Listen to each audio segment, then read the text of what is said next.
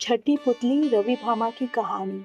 एक दिन विक्रमादित्य नदी के तट पर बने हुए अपने महल से प्राकृतिक सौंदर्य को निहार रहे थे। बरसात का महीना था, इसलिए नदी उफन रही थी और अत्यंत तेजी से बह रही थी। इतने में उनकी नजर एक पुरुष, एक स्त्री और एक बच्चे पर पड़ी। उनके वस्त्र तार तार थे और चेहरे पीले।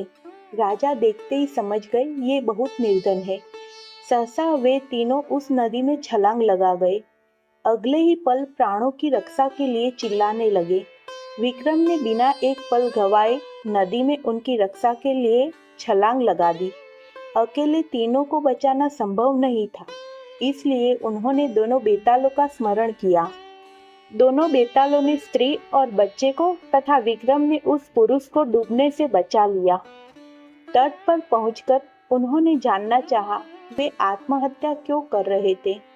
पुरुष ने बताया कि वह उन्हीं के राज्य का एक अत्यंत निर्धन ब्राह्मण है, जो अपनी दरिद्रता से तंग आकर जान देना चाहता है।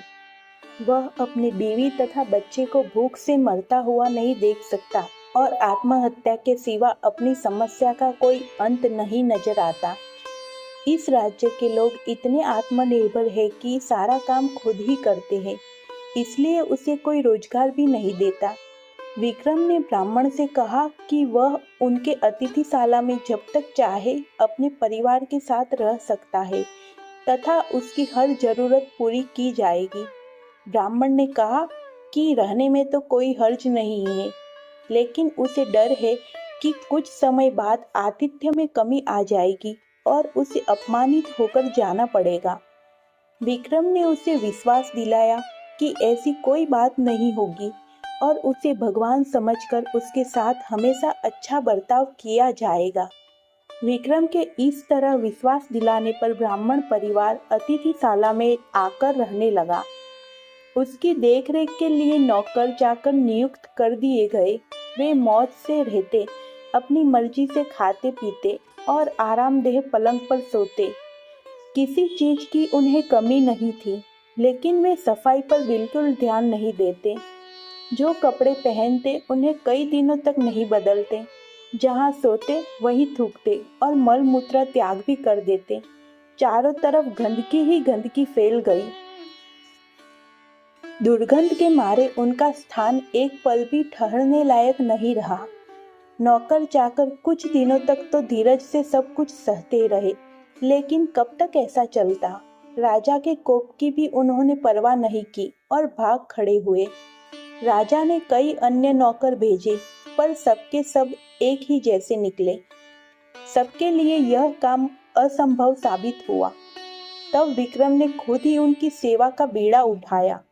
उठते बैठते सोते जगते वे ब्राह्मण परिवार की हर इच्छा पूरी करते। दुर्गंध के मारे माथा फटा जाता, फिर भी कभी अपशब्द का व्यवहार नहीं करते।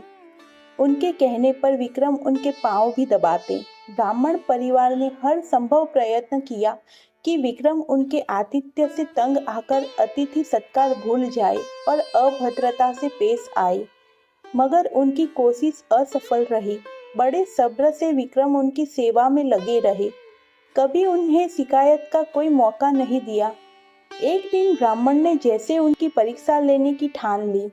उसने राजा को कहा कि वे उसके शरीर पर लगी विष्ठा साफ करे तथा उसे अच्छी तरह नहला धोकर साफ वस्त्र पहनाए।